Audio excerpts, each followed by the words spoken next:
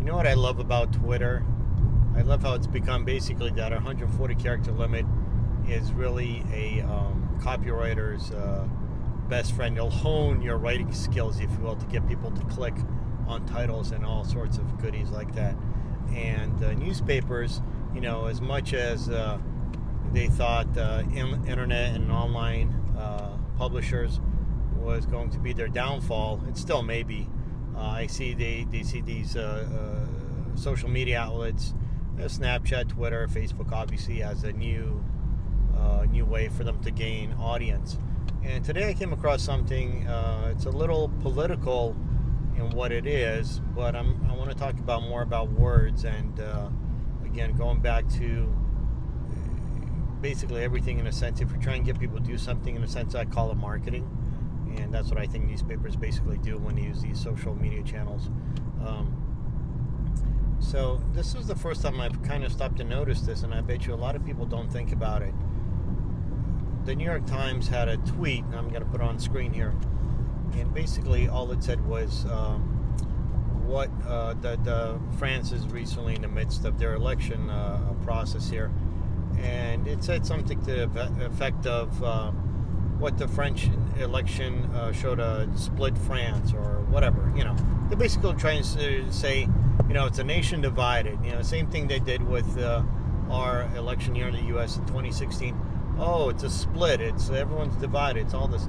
And when you use the word split, it has the way they've been using it's very negative tone, very negative sounding. It's instead of basically, if you stop and think about it, that's what an election is. Ours certainly is. It's the most evident visual way to actually quantify people's thoughts, reactions, and being governed. You're picking between 2, 3, whatever it is, choices. And in our instance was 2. In France, same thing. They have several, but they go to the later rounds. They're down to 2 runoff, and that's it. When you have 2, basically you're going to get quote unquote a split. And so they're trying to make everything seem like there's I don't know, it seems like we want to turn everything against each other. We're looking to pit this against that against this. It's always, Brexit, the people want to stay in the EU versus the people want to leave it. This versus that.